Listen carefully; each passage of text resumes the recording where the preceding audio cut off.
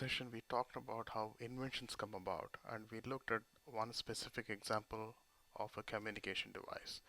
Now, what I'd like to show you is look at a few products in everyday life and see how design impacts our lives. So, first, uh, let's look at an apple. So, here we are so used to things that we do not notice one small defect. I may be picky here, but what you see here is this sticker.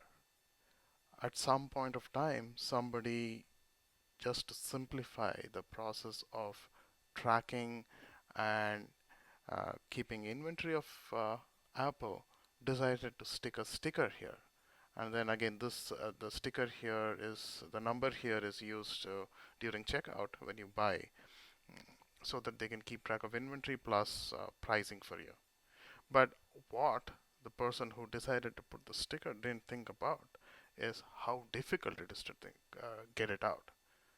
I'm pretty sure most of you know what I'm talking about here. So you must have personally had this experience where you're trying to dig in your nail into the apple to pull the sticker out, and then finally, when you actually get it out, you have a white or some kind of a dent in the apple, right? Uh, and then the other thing is once you have the sticker off, now it's stuck to your finger and you're trying hard to get it off your finger. Though this might seem very trivial, it's really important from a design perspective, is that it's impacting the end customer. And over a period of time, we've gotten used to this that we take it for granted that, hey, we have to pull this off. And then we try to blame ourselves that we can't get it off right, and we stick it to the places where we don't want it to be, and when we want to get rid of the sticker from your finger, and then we have learned to live with it. So it is very important to consider all these small things that actually help make a product better.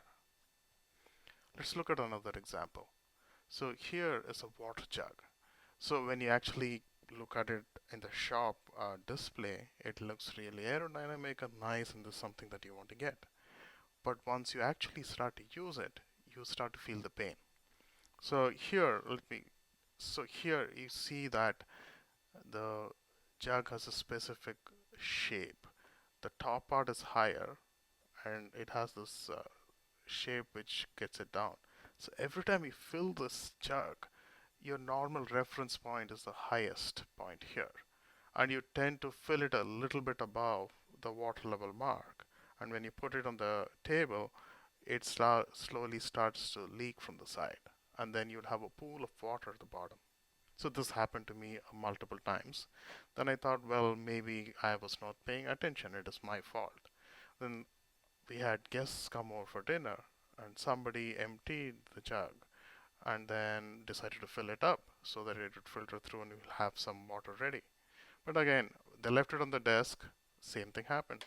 And this happened with two or three guests, and all of them apologized.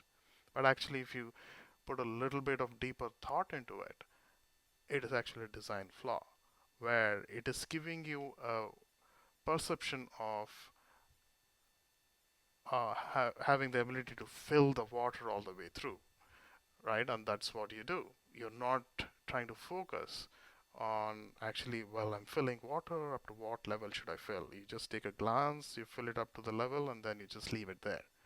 So this is again an important thing to note that, well, you may get used to it in everyday use, but when you design things, irrespective of what kind of thing you're designing, be it electronics, computers, science, or things of everyday use, you should pay attention to these minor details, which enhances or degrades the customer experience. And it's very critical for the success of the product and for the people who use the product. Then now let us look at another example, but a more positive one. So here is an example of iPhone. Uh, Way in the past, let's say about 4, 5, I don't know, 6 years back, you would buy an expensive phone and then you'd get it home and you're all eager to use it. and you open the box, there's this small red paper with instructions that says charge overnight before first time use. And is that really what you want to do? You spend so much money, you've been researching about this phone that you've been wanting to get for a long time. You finally have it in your hand. Now you have to put it on charge for 8 hours to actually use it. Well, it may seem trivial, but it takes away the gratification that you've been looking forward to for so long. So, how did iPhone address this issue? So, they decided that as soon as you buy the phone and open the box, you should be able to use it. And they did a very simple thing. They made sure that the phones were charged in the factory and then packaged so that when it gets to you, you're able to just start it up, hook it up, and get going. So, what we're trying to highlight here is that all the small things matter in design. Now that we have looked at various things that influence our use of a product in day-to-day life, let's briefly look at the design phases. So what I'm sharing with you here is what was put together at Institute of Design at Stanford University. So this is a design thinking process that tells you how to go about thinking about building a product. And if you follow these steps, it helps you to define a better product. Not that you will figure out everything and all the customer problems at a given time, but it does help you streamline and think through in a more logical way.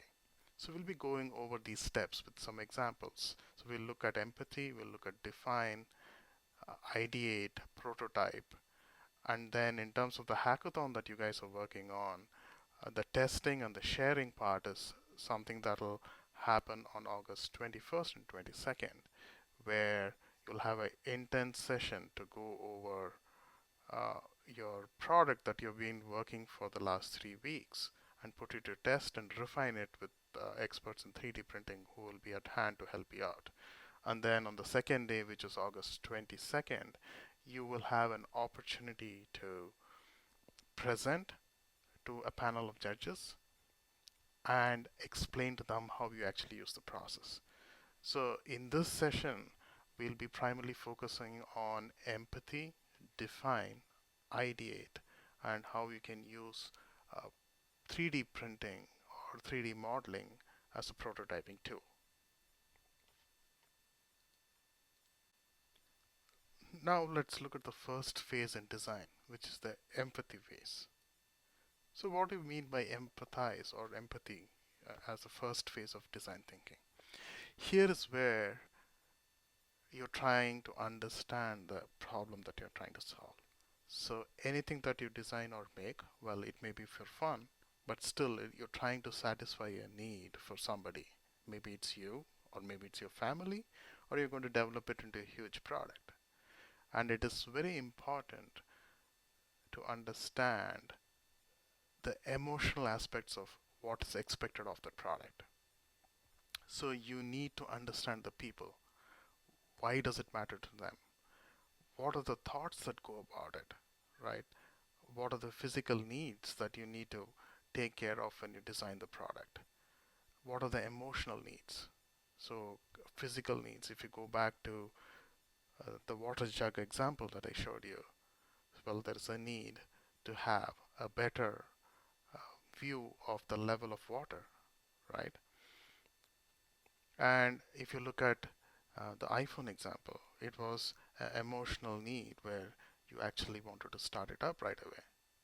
So you need to dig into those aspects of the product in context of a problem that you're trying to solve and understand the user need thoroughly before you come up with a product.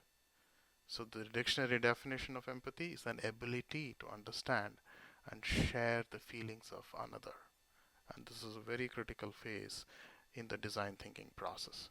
So as we go through these steps, we will look at the definition and a small example of a problem statement, and we'll try to see how we can relate that example to the specific design step.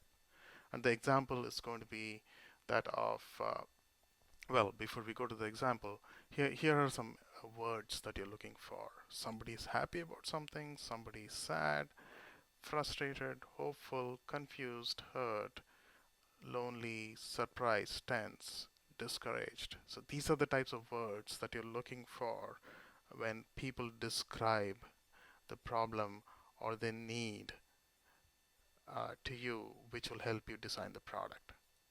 So now let's look at an example for empathize. So I want you to imagine David. He's a science teacher at a school, Evergreen Middle School, and he's planning on teaching about space, transportation, and in the process and in the excitement of learning space and technology, he wants to introduce the Newton's third law, which is every action has an equal and opposite reaction. And he's really passionate about what he does, and he loves to show things by example. So what he thought was that he'll surprise his students with some kind of science kit that demonstrates all of this. And he had put in an order, and he was very sad that to learn that the order won't make it on time for his class. And he was extremely disappointed that he could not do his best for the students. So here, pause, and I wanted to think about the feelings that you can extract. He's sad, he's disappointed, and how do you make him feel better, right? And that is the thought process that needs to go into the design thinking. So now, what is a product that I can come up with that addresses the space transportation and ability to demonstrate the Newton's third law, which would make him happy, and he will no longer be disappointed and he'll be able to take the class for his students. Okay, now that we have looked at what empathize is, the next step is define. Now, having talked to the customer or a person who has expressed his discontent or what he wants, you need to actually frame and define what you're trying to solve. So in this process, what you do is you bring to focus the specific challenge that you're trying to address, and you want to very clearly define it in a statement that you and others in your team can understand. And in this process, you will need to make sure that you're trying to address a larger social issue. So now let me try to explain that with an example. So now imagine somebody says, I'm hungry. So now here, it is not a large problem, or it's not a problem that's associated with a group of kids or a group of people. It's one person who's feeling hungry, and you do not find a solution for a specific problem that's associated with one person. You need to think at a broader level. So now, if you rephrase that to say, how do I solve a hunger problem in the specific region that has got about 2,000 people, that broadens your thought process. So that is how you should look at defining the problem after having talked to the customer and identified, or after you've been able to empathize with what they have told you. You should think in a broader sense, which will give you a broader perspective of solving a problem. So in this example, if somebody says, I'm hungry, you're going to see, okay, can I get a piece of cheese or a cracker or maybe a small pizza? But now if you look at 2,000 people and where they live, maybe they live in a remote island and they were struck by a storm, so the whole thing changes. So how do you get the food across over to an island? What do they like? How many kids are there? How many elderly people are there? How many adults are there? What kind of food they need? Do you have any specific restrictions? So that is how you need to think in a broader sense of trying to solve a social issue. You need not be solving for, sorry, you need not be solving for, let's say, a huge nation, but if you can broaden the audience, that gives you a better perspective. So just to define the problem in the example that we keep talking about, in this case, what we're saying is David needs a model kit that's associated with space transportation and to explain a scientific concept to his students. So that gives you a framework to work with. It tells you that you need not one but more than one model kit, and it needs to be associated with the space transportation, and he's trying to explain a concept. So it'll be great to have something that you can show tell so that it makes a solid impression in the minds of the kids and they remember the concept forever. Now let's move on. Now that you've looked at empathize and you've defined what the problem is, now is when you actually go about thinking about what the issue is and how we're going to come up with a solution for what you've defined as the problem in the previous step.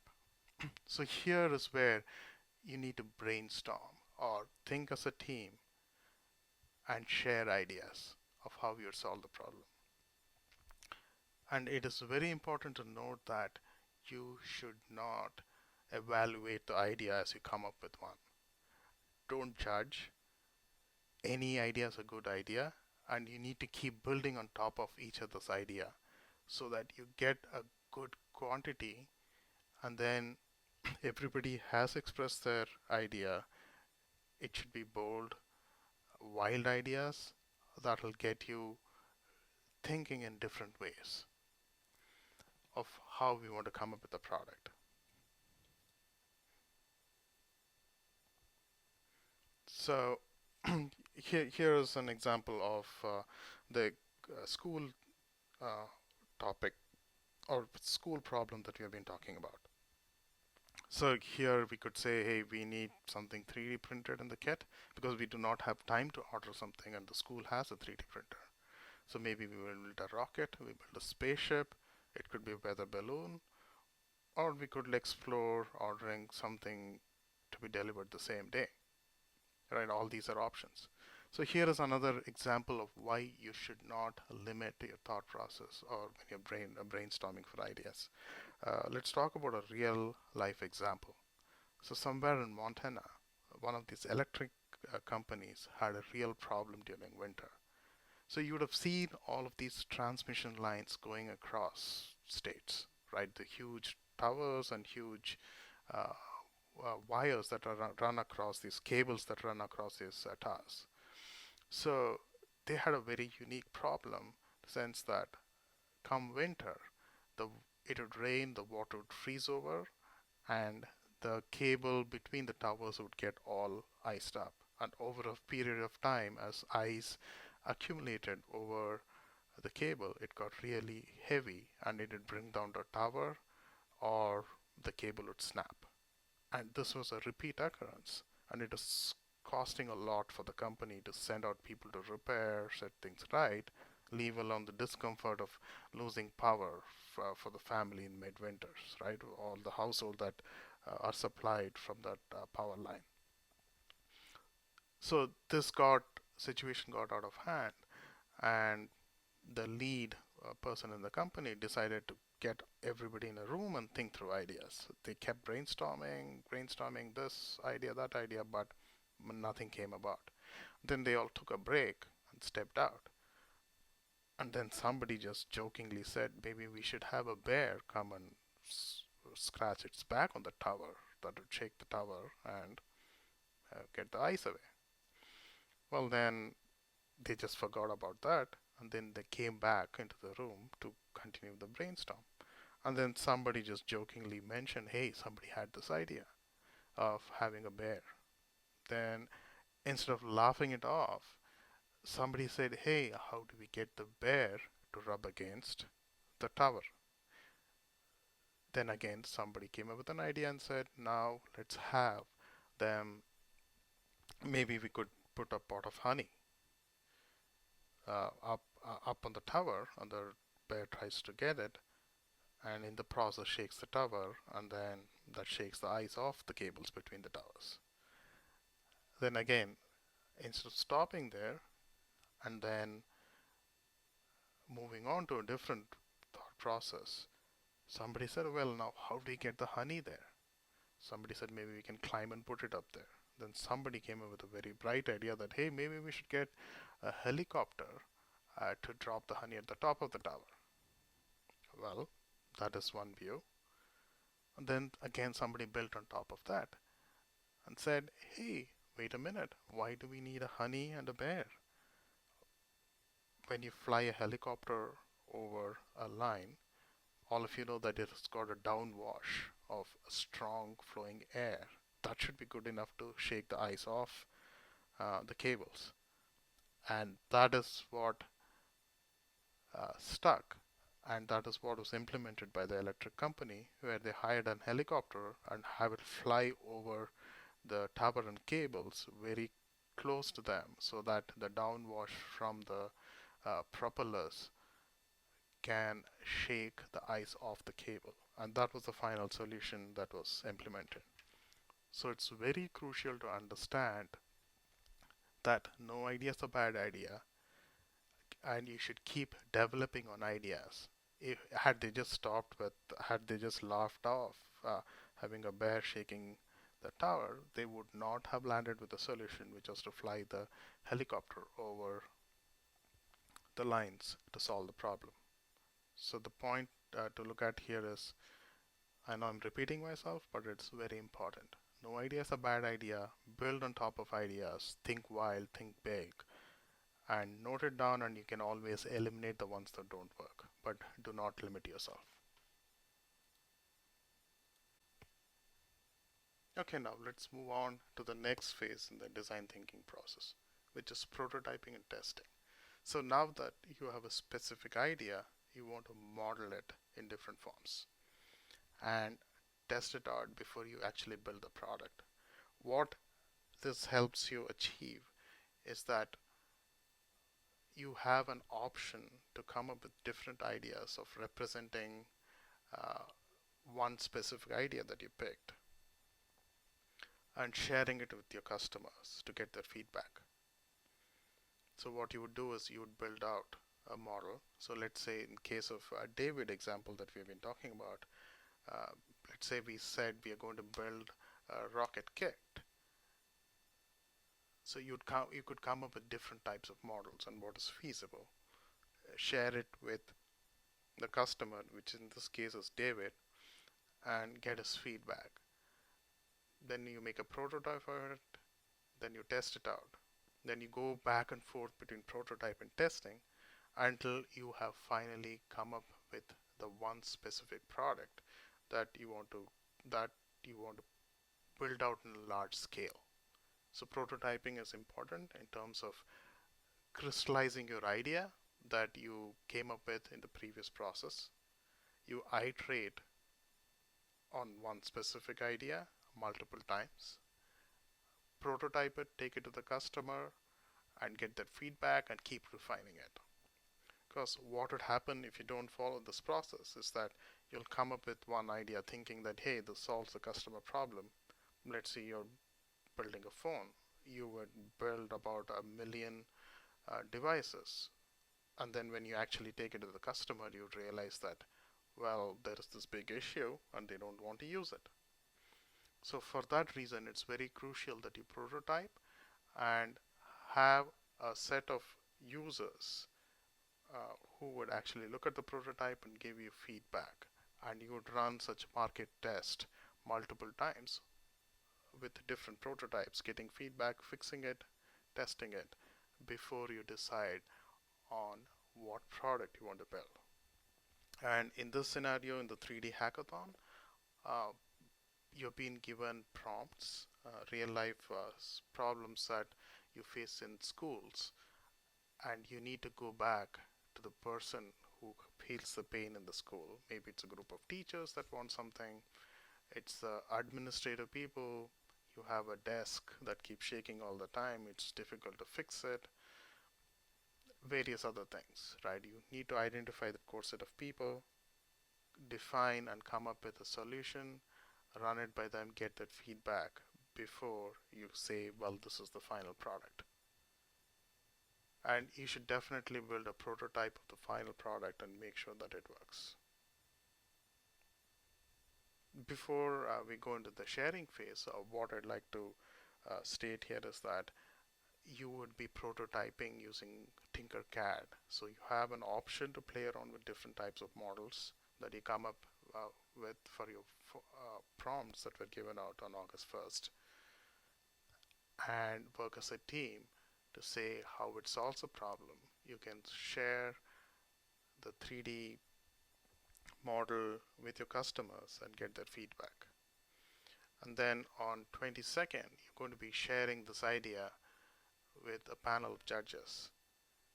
And on 21st, you would also be going through the prototyping and testing phase, but it is expected that you have a final product and you're trying to refine it here on August 21st. You may not have much time to actually solve the problem there.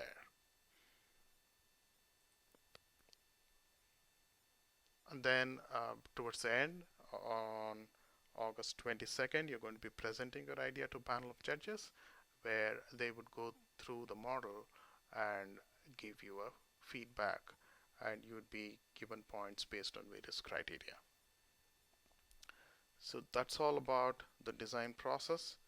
We wish you all the best for the hackathon on August 21st and 22nd at UW Bothell, and we look forward to seeing you there.